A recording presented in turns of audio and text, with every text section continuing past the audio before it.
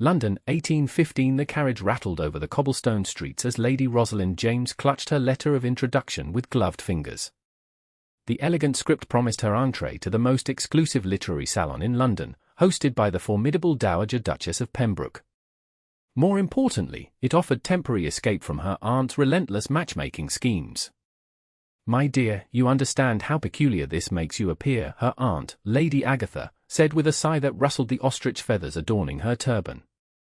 A young lady of quality, spending her afternoon among dusty scholars rather than practicing the pianoforte or entertaining eligible gentlemen. Rosalind smoothed her pale blue muslin gown, a wry smile playing at her lips. "I assure you, aunt, my fascination with ancient languages will not preclude me from making a suitable match." "Ancient languages?" Lady Agatha exclaimed as if Rosalind had declared an interest in sword-swallowing. "What gentleman desires a wife who can speak in tongues long dead?" "One with intellect to match my own, perhaps," Rosalind suggested. Lady Agatha merely sniffed. "You would do well to recall that your father left you with precious little dowry. Beauty and accomplishments must be your currency, not peculiarities." The carriage halted before the Pembroke townhouse, its imposing facade a testament to generations of aristocratic wealth. Rosalind descended, her heart fluttering with anticipation rather than nerves. Here, at least, she need not pretend that her mind was as decorative and empty as a porcelain vase. The Dowager Duchess greeted her with surprising warmth. "Lady Rosalind, Professor Jennings has spoken most highly of your translations. Quite extraordinary for one so young and female." Rosalind cursed deeply. "Your Grace is too kind. I merely had the fortune of an unusual education, thanks to my late father's progressive views." "Progressive indeed," the Duchess replied, her eyes twinkling. "Come, there is someone you simply must meet." She guided Rosalind through the crowded salon, past clusters of scholarly gentlemen in sober attire whose conversations halted momentarily to appraise the young woman in their midst. Rosalind felt their gazes but held her head high. She had long ago grown accustomed to being an object of curiosity. "Your Royal Highness," the Duchess said, addressing a tall gentleman whose back was turned to them. "May I present Lady Rosalind James? The young translator I mentioned." The man turned, and Rosalind found herself facing the most arresting pair of eyes she had ever encountered, deep-set, intelligent, and the precise shade of a summer storm. He was handsome in a severe way, with sharp cheekbones and a mouth that appeared more accustomed to skepticism than smiles. "Lady Rosalind," he said, bowing slightly. "I am Prince Henry Valmont." Rosalind curtsied deeply, startled by the introduction. Everyone knew of Prince Henry, the scholarly younger son of the king's cousin, more often found in libraries than ballrooms. His disdain for the marriage mart was legendary, as was his fluency in a dozen languages. "Your Royal Highness," she murmured. "The honor is mine."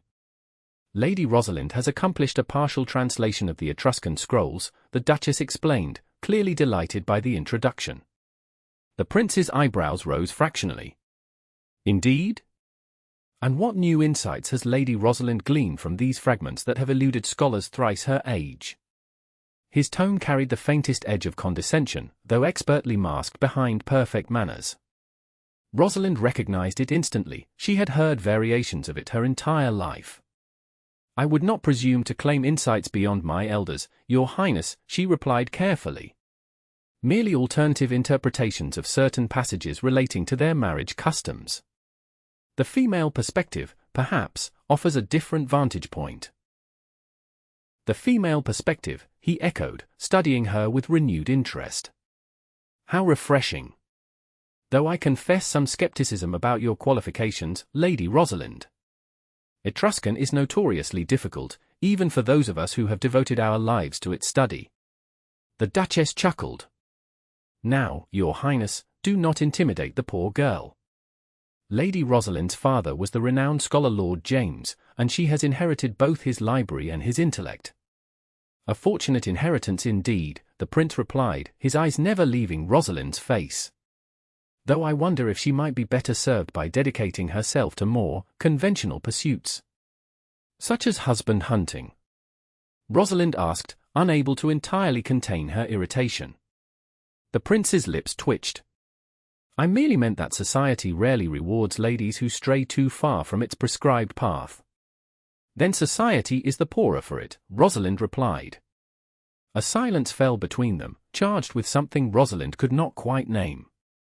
The prince's expression remained inscrutable, but she sensed she had somehow surprised him. Perhaps, he finally said, you might honor us with a demonstration of your talents, Lady Rosalind. The British Museum has recently acquired a fragment never before translated, ancient Lydian script, closely related to Etruscan. I have been studying it myself with limited success. The Duchess clapped her hands together. What a marvelous idea! We shall make it the centerpiece of next month's gathering. With all due respect, Your Grace, the prince continued, a glimmer of challenge in his eyes, I propose a more immediate test. The fragment is in my carriage, as I intended to consult with Professor Harrington today. Why not assess Lady Rosalind's abilities forthwith? Rosalind felt a flutter of anxiety, quickly suppressed. I would be delighted to attempt it, Your Highness. Though I make no claims of infallibility. The prince excused himself to retrieve the mysterious fragment, leaving Rosalind alone with the Duchess. Do not allow him to intimidate you, my dear, the older woman advised. Prince Henry tests everyone thus. His brilliance has made him impatient with mediocrity. And he assumes mediocrity in a woman.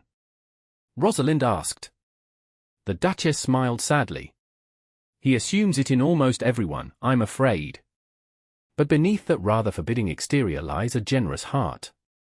His funding of the museum's acquisitions has been instrumental in preserving countless treasures. Before Rosalind could respond, the prince returned carrying a wooden case lined with velvet. Within lay a fragment of what appeared to be pottery, inscribed with faded symbols. The salon quieted as word spread of the impromptu challenge. The provenance suggests a marriage contract from approximately 600 BCE, the prince explained, his voice carrying throughout the now silent room. But the dialect contains anomalies that have proven challenging. Rosalind bent over the fragment, her heart racing. The symbols were indeed unusual, a variant of Lydian she had encountered only in her father's most obscure texts.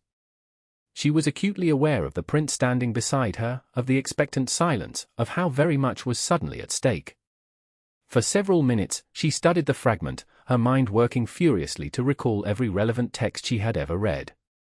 Then, slowly, she began to speak. If I am not mistaken, this is not a marriage contract at all, she said carefully.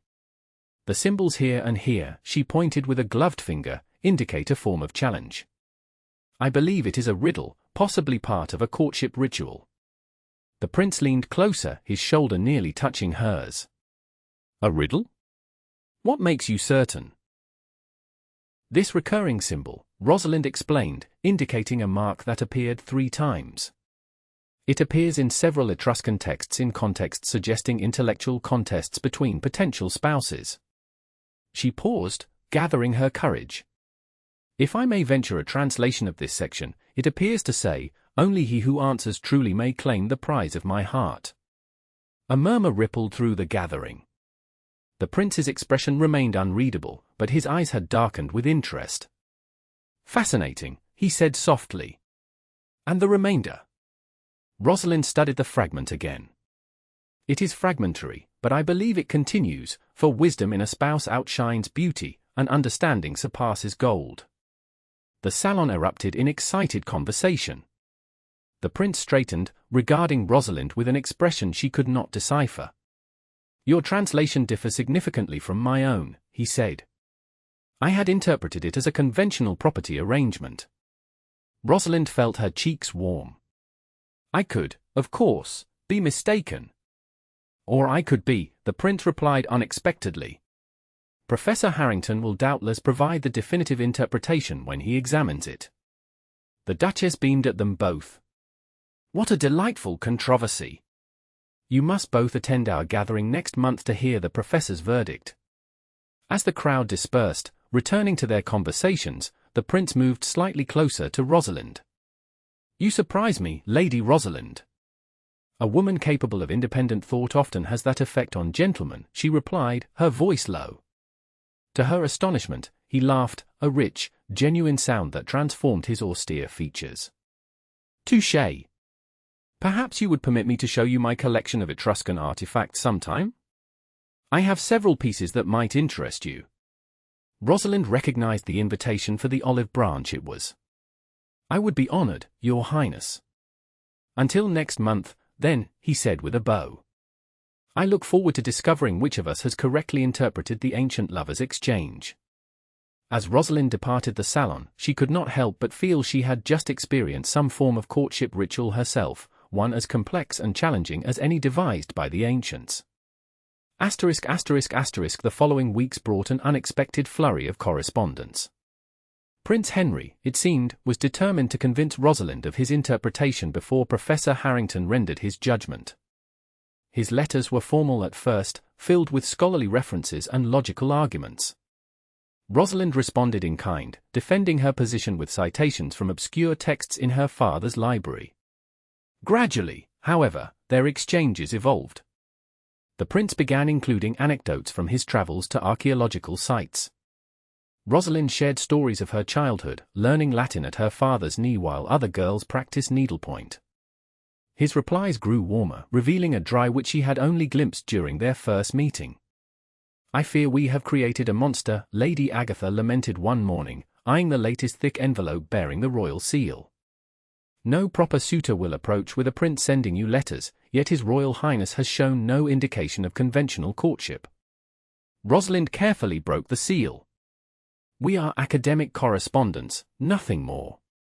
Academic, her aunt scoffed. When half the marriageable ladies in London would swoon to receive a single line from him. You must encourage more definite attentions, Rosalind. You are already 22, practically on the shelf. But Rosalind was already lost in the prince's latest missive, which contained not only scholarly arguments but a surprisingly personal admission, I find myself in the unusual position of hoping we are both correct in our interpretations. Your vision of the ancients, valuing intellect over beauty, understanding over wealth, appeals to me far more than the mercenary arrangements that pass for matrimony in our modern age. Rosalind's heart beat faster as she read those lines. Was it possible that Prince Henry was expressing more than academic interest? She dared not hope, yet could not help herself from crafting a reply that ventured beyond scholarly debate. Perhaps the ancients understood what we have forgotten, that a true partnership must be founded on mutual respect and shared passions. How tragic that in our enlightened era, marriages are negotiated like business contracts, with little consideration for compatibility of mind and spirit. She posted the letter before her courage failed her, then spent the next 3 days in an agony of regret. Had she been too forward? Would he think her improper? The prince's response arrived with unprecedented speed. Lady Rosalind, your observations have affected me deeply. I find myself increasingly convinced that our society's approach to matrimony is fundamentally flawed. Perhaps this explains my own reluctance to participate in what the Ton so charmingly calls the marriage mart. I write with a proposal, though not of the conventional sort. The British Museum has received a substantial new acquisition of Etruscan artifacts, including several with extensive inscriptions. Would you consider collaborating on their translation? Professor Harrington has endorsed the idea most enthusiastically. Your friend Henry Valmont friend. The word both warmed and troubled her. Friendship with a prince was far more than most could claim, yet Rosalind found herself wishing for, what, exactly? She hardly dared articulate it, even to herself. The invitation to collaborate was unprecedented. The museum did not typically welcome female scholars in any capacity. Yet here was an opportunity to pursue her passion with the imprimatur of royal approval. She accepted immediately. 2 days later, Rosalind found herself in a private viewing room at the British Museum, surrounded by ancient pottery fragments laid carefully on velvet cloths. Prince Henry greeted her with a warmth that belied their formal surroundings. Lady Rosalind, I cannot express how pleased I am that you accepted my invitation, he said, taking her gloved hand briefly in his. Professor Harrington sends his regrets, he has been detained by a meeting with the trustees. Rosalind glanced around, suddenly realizing they were quite alone save for a discreet attendant at the far end of the room. It was highly improper, yet she could not bring herself to object. "You have been busy acquiring new treasures, Your Highness," she observed, moving toward the display. "Henry, please," he said, following her. "At least when we are engaged in scholarly pursuits." Rosalind raised an eyebrow. "I'm not certain that propriety permits such familiarity." "Propriety," he replied with a slight smile, "would not permit you to be here at all, unchaperoned and engaging in intellectual discourse with a man. Yet here you are, and civilization has not collapsed." She laughed despite herself. "Very well. Henry. Though I insist you call me Rosalind in return." "Rosalind," he repeated, as if testing the name. "It suits you far better than a Lady Rosalind. Too many syllables separating us." The comment hung in the air between them, laden with implications neither was quite ready to address. Instead, they turned their attention to the artifacts, falling into an easy rhythm of examination and discussion. Hours passed as they worked side by side, translating fragmentary inscriptions and debating their meanings. Rosalind found herself repeatedly impressed by Henry's knowledge and insight, while he seemed genuinely delighted by her alternative interpretations. "You see connections I miss entirely," he admitted at one point, after she had proposed a novel reading of a particularly obscure passage. "Your mind works differently from mine, not better or worse, but complementary." The word lingered between them. Complementary. Like pieces of a puzzle designed to fit together. As afternoon faded into evening, a museum attendant discreetly reminded them of the hour.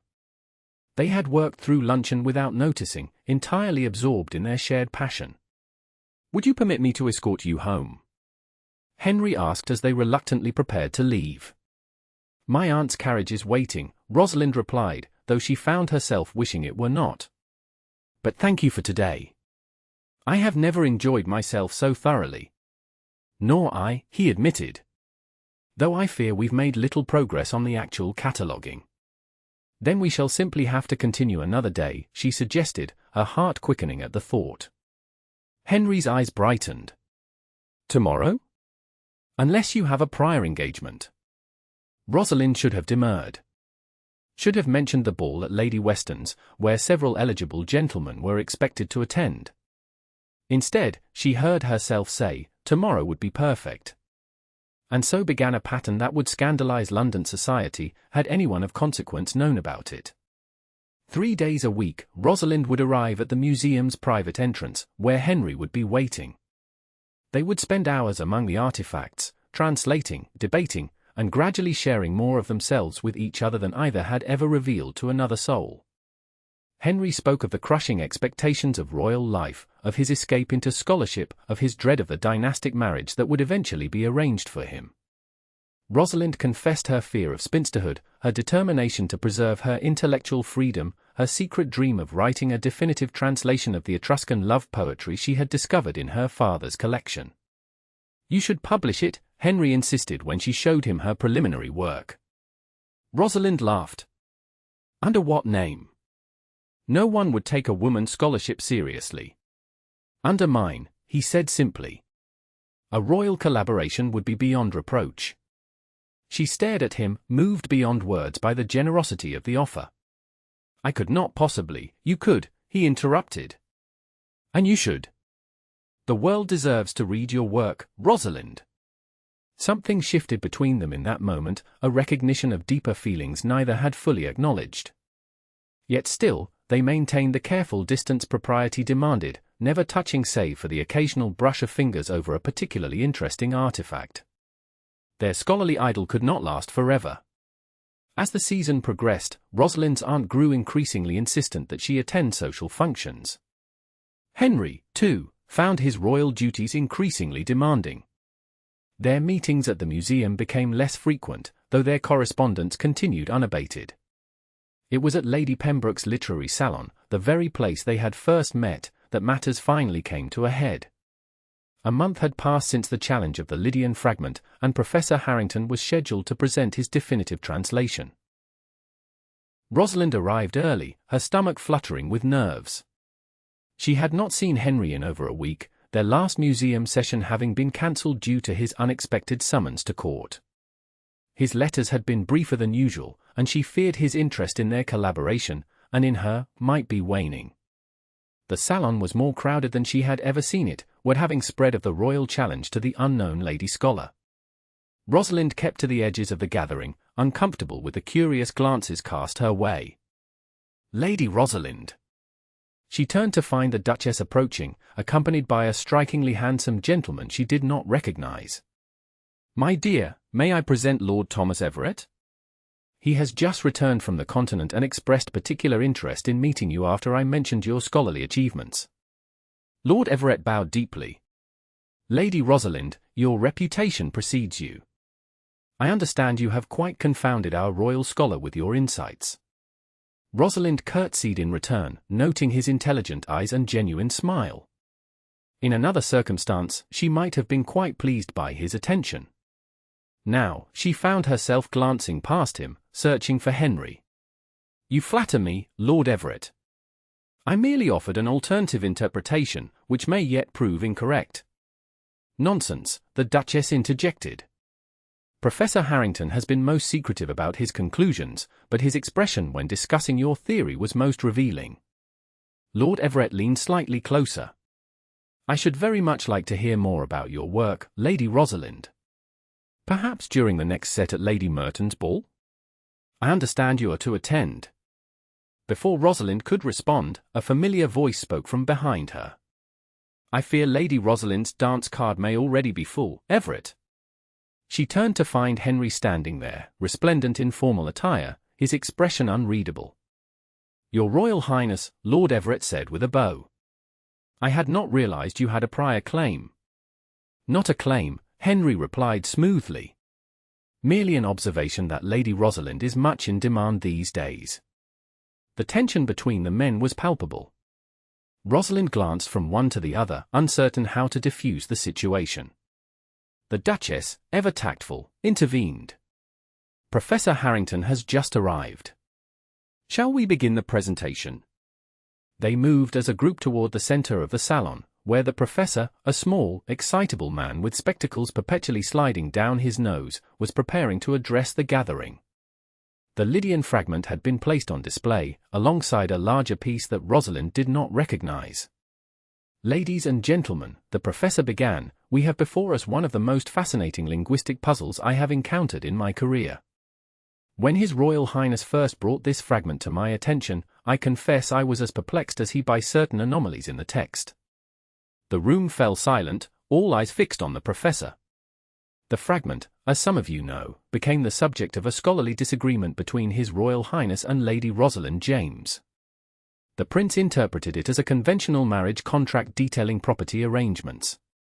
Lady Rosalind proposed it was instead a riddle or challenge related to courtship. Rosalind felt the weight of dozens of curious gazes. Henry, standing just behind her, moved imperceptibly closer, as if offering silent support. "I am pleased to announce," the professor continued, "that the museum has acquired an additional fragment from the same artifact, the missing piece that completes the text." A murmur of excitement rippled through the crowd. Rosalind leaned forward, studying the new piece with intense interest. "And with this complete text, I can now state definitively that Lady Rosalind's interpretation was substantially correct." Rosalind's breath caught. She turned instinctively toward Henry, finding his eyes already on her, his expression a complex mixture of admiration, amusement, and something warmer she dared not name. "The text," Professor Harrington explained, "is indeed a courtship challenge. Roughly translated, it states, 'If you can read this ancient text, I will marry you,'" declared the prince to the maiden who had caught his eye. But where he expected ignorance, he found wisdom, for she knew every word and returned his challenge measure for measure. Only in recognizing her as his equal did he become worthy of her heart. The salon erupted in delighted conversation. Rosalind stood frozen, the professor's words echoing in her mind. It was uncomfortably close to her own situation, a prince challenging a woman's intellect, finding himself matched. Henry moved to her side. "It appears you were right all along," he said quietly. "Not entirely," she replied. There was no prince in my translation. His lips quirked. An understandable omission. The Duchess approached, beaming with delight. What a marvelous vindication, my dear! And such a romantic text, is it not? One wonders if the ancient prince found happiness with his scholarly bride. One hopes he was wise enough to recognize his good fortune, Lord Everett remarked, his gaze moving meaningfully between Rosalind and Henry. The evening progressed in a whirl of congratulations and scholarly discussions. Rosalind found herself the center of attention, with gentlemen who had previously dismissed her suddenly eager to engage in conversation. Even Lady Agatha, who had accompanied her reluctantly, appeared gratified by the social capital Rosalind's vindication had created. Throughout it all, Henry remained nearby, his presence a constant anchor amid the swirling social currents. Yet he said little to her directly, and as the evening drew to a close, Rosalind found herself wondering if their brief intellectual intimacy had reached its natural conclusion. As she prepared to depart, collecting her shawl in the Duchess's antechamber, a familiar voice spoke from the doorway. Leaving so soon? Rosalind turned to find Henry watching her, his expression unreadable in the dim light. It has been quite an overwhelming evening, she replied carefully. He stepped closer. I owe you an apology. Whatever for? For doubting you. For assuming my interpretation must be superior simply because. Because you are a prince and a man, she suggested, with the hint of a smile. Yes, he acknowledged ruefully. Both rather difficult conditions to overcome, I'm afraid. Rosalind laughed softly. You needn't apologize for being born to your position. No, but I should apologize for the arrogance it has bred in me. He moved closer still, close enough that she could detect the faint scent of sandalwood that clung to his evening clothes. You have taught me a great deal, Rosalind, and not merely about ancient languages. Her heart quickened. Have I? Indeed. His voice dropped lower. You have taught me that wisdom in a spouse does indeed outshine beauty, and understanding surpasses gold.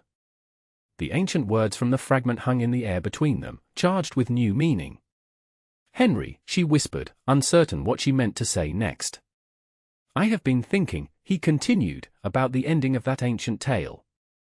The prince who challenged the maiden's intellect, only to find himself matched, what happened to them, do you suppose? Rosalind swallowed, gathering her courage. I imagine he married her, as promised. Yes, Henry said softly. But did he marry her because of his promise, or because in challenging her, he discovered precisely what he had been seeking all along? Before Rosalind could respond, the door opened, and Lady Agatha appeared, her expression shifting rapidly from concern to disapproval. Rosalind! The carriage is waiting. Your Royal Highness, she added with a deep curtsy, I beg your pardon for the intrusion. Not at all, Lady Agatha, Henry replied smoothly. I was just commending your niece on her scholarly triumph. The moment had shattered, but something in Henry's eyes promised Rosalind it was not ended, merely postponed. Until tomorrow at the museum, he asked quietly as she moved toward the door. Tomorrow, she confirmed, her pulse racing at the promise in his gaze.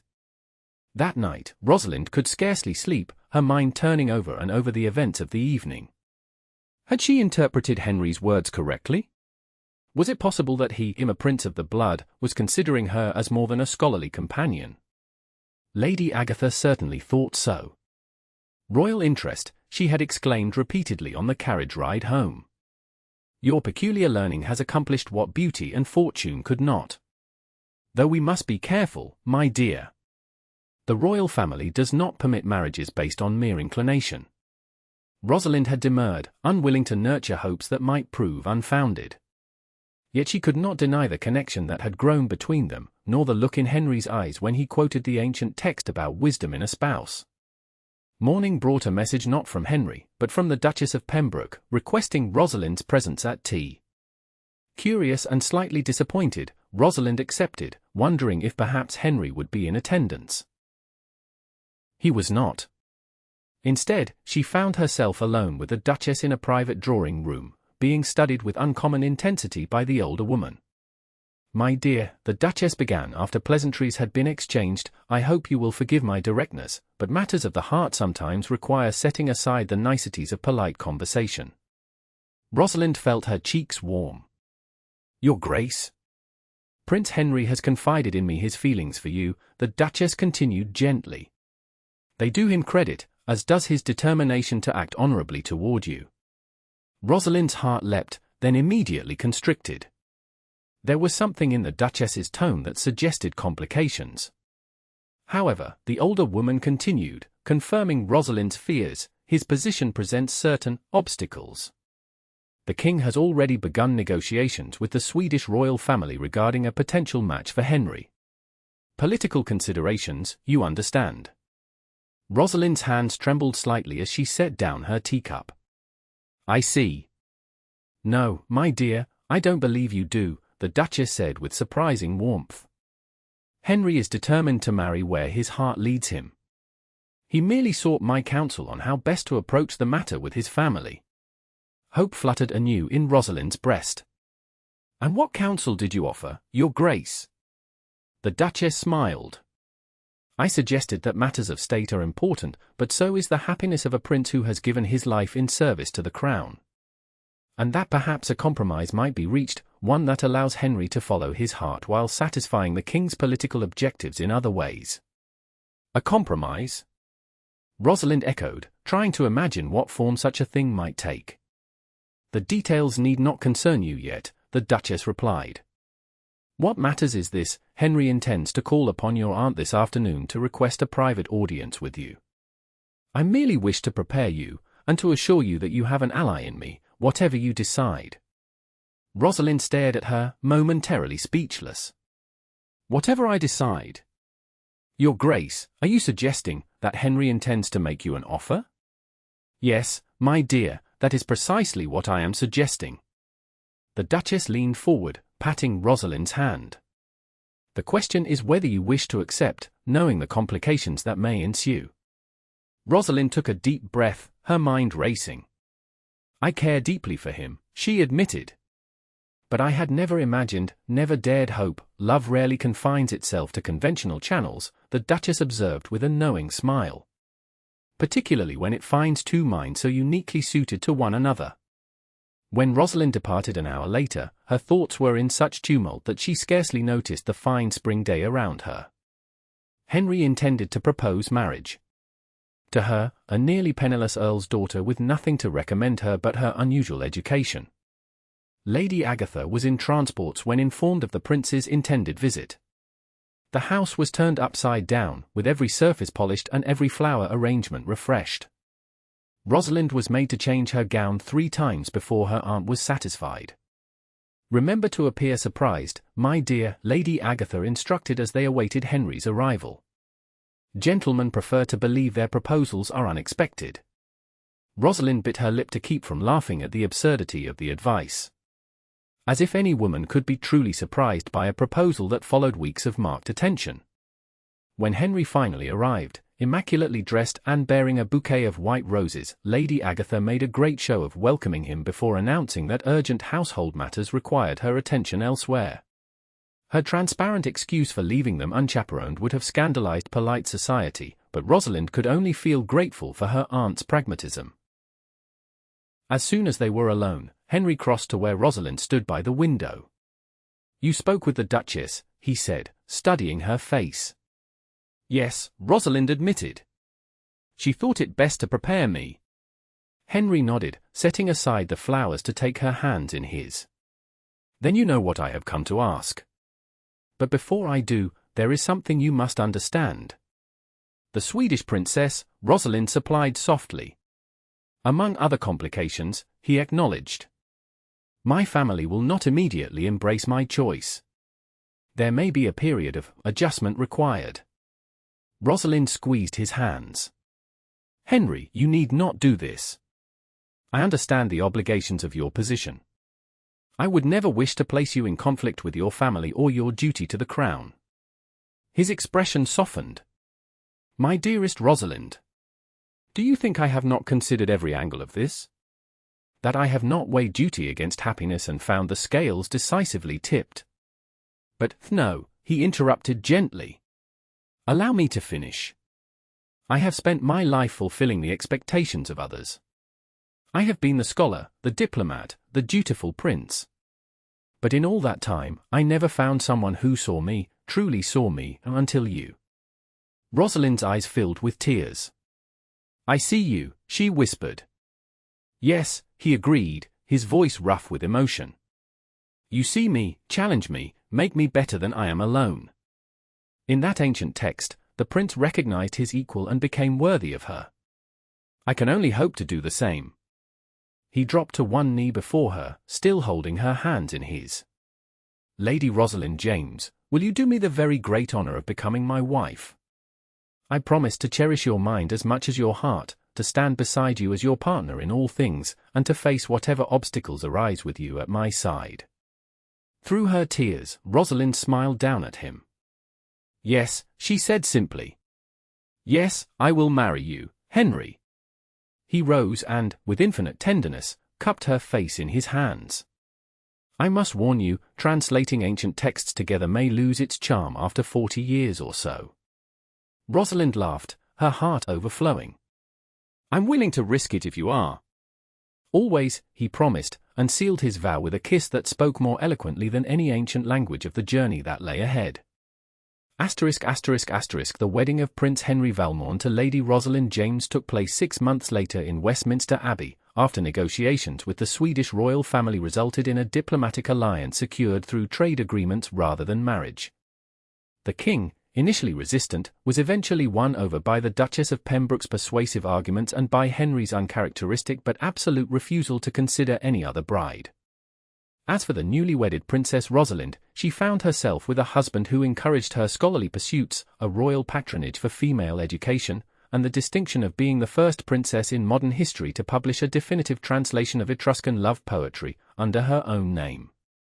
The ancient fragment that had brought them together was displayed prominently in their private library, a reminder that sometimes the greatest treasures are found not in artifacts, but in the hearts that recognize one another across the crowded rooms of life.